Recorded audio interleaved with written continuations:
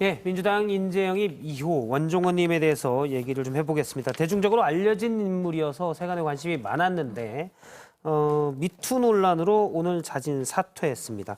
민주당에서는 상당히 당혹스러울 것 같아요. 당 입장에 공식 입장이 좀 있습니까? 일단 공식적으로 민주당의 입장이 이렇다라고 내놓은 건 없습니다. 이 홍익표 수석 대변인에 따르면 이 인재 영입 과정에서 원씨 의혹이 확인되지 않았던 것 같다. 일단 본인이 밝히기 전까지는 사생활이어서 알 수 없다라고 했고요.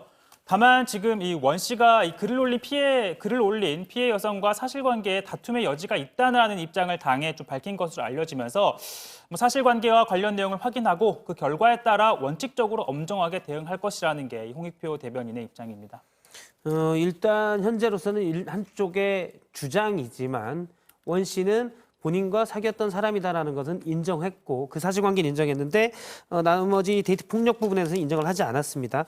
물론 사생활이어서 당에서는 알 수 없는 부분도 있겠지만 인재로 보려면 심층 면접이나 이런 걸 통해서 다각도로 좀 더 봤어야 되지 않나 이런 생각도 듭니다. 아무래도 이제 각 정당이 인재 영입을 하나의 이미지로 보고 있기 때문에 이런 일이 생기지 않냐 이런 얘기도 들리는데 원 씨는 민주당을 탈당했습니까? 일단 탈당계는 제출하지 않았다고 하고요. 그렇다면 본인은 탈당하지 않더라도 당 차원에서 문제가 있다면 제명을 할 수 있잖아요. 자, 이에 대해 홍익표 대변인은 당의 조사 결과를 보고 그 여부를 판단해야 한다라고 밝혔습니다. 예, 한국당 반응도 좀 볼까요?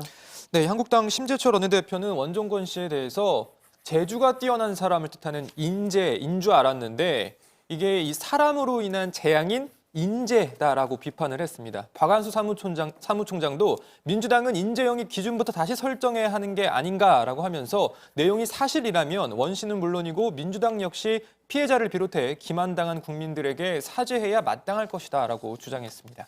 네, 바른미래당은 민주당 DNA에는 겉은 멀쩡해 보이지만 속은 썩어 있는 겉바 속썩이 있다고 주장을 했습니다.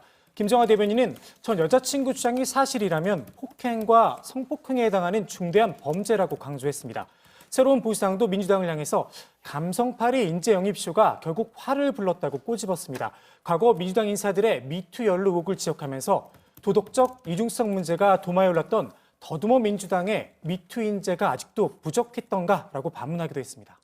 일단 범여권 성향의 야당도 비판이 좀 있었던 것 같아요. 네. 정의당 입장은 뭔가요? 정의당이 그 원 씨의 사랑했던 여성이다라고 말하는 대목을 이렇게 지적을 했는데요. 사랑했기 때문에 친했기 때문에라는 말로 폭력을 가리고 있다라고 말했습니다. 한번 들어보시죠. 원 씨는 사퇴 입장문에서 제기된 의혹을 부인하며 파렴치한으로 몰려 참담하다. 한때 사랑했던 여성. 홀로 진실을 위해 싸우겠다고 밝혔습니다. 그렇다면 피해 여성이 거짓말이라도 하고 있다는 말입니까? 피해 여성에 대한 사과 한마디 없는 기자회견문은 그야말로 참담한 대응이라 하지 않을 수 없습니다.